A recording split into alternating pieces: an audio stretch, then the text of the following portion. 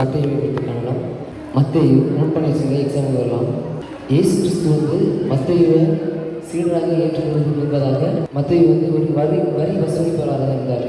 அதுக்கப்புறம் தான் இயேசு கிறிஸ்து வந்து இந்த மத்தேயுவை சீடராக ஏற்றுக்கொண்டார். இந்த மத்தேயுவுக்கு லேவி என்று இன்னொரு பேரும் உண்டு.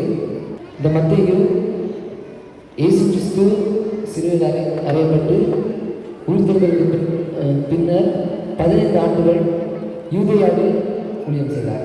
அதுக்கப்புறம் 3 நாடுகளில் ஊழியம் செய்தார்.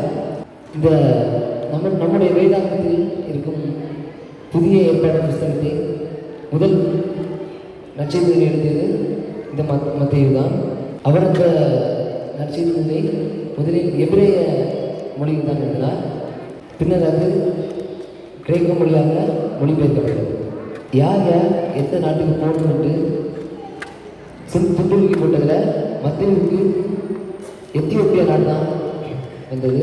இந்த மத்தேயு எத்தியோப்பியா நாட்டுக்கு போனாங்க.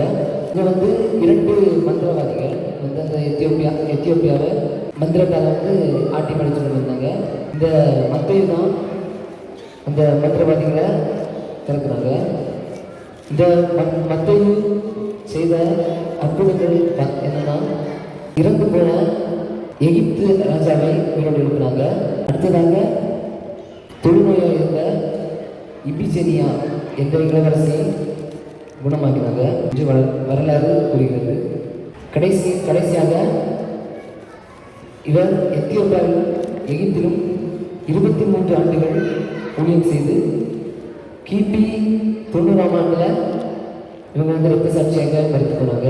இந்த மத்தேயு ஒருவேளை ஈட்டியாக குத்தப்பட்டிருக்கலாம், போர் வாளால் வெட்டப்பட்டிருக்கலாம் என்று வரலாறு கூறுகிறது.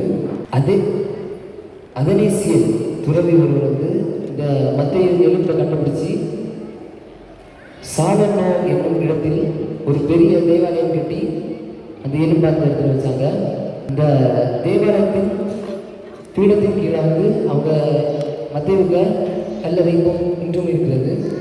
பாருங்க, ஒரு அரசு பணியில் இருந்து கிறிஸ்துவுக்காக தன்னை அர்ப்பணித்து இரத்த சாட்சியாக மறித்த மத்தேயு கிறிஸ்துவை அறிந்து நறுமணம் வீசி சாட்சியாக நாமும் நம்முடைய வாழ்வில் கிறிஸ்துவை அறிந்து நறுமணம் வீச வேண்டும்.